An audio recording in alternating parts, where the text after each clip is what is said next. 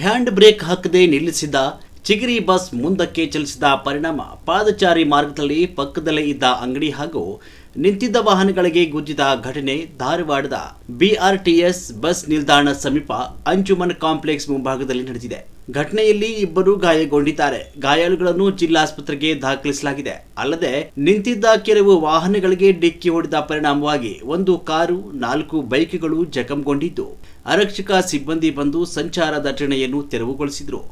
ವರದಿ ಶಿವಯೋಗಿ ಹಿರೇಮಠ್, ಜೆಸಿ.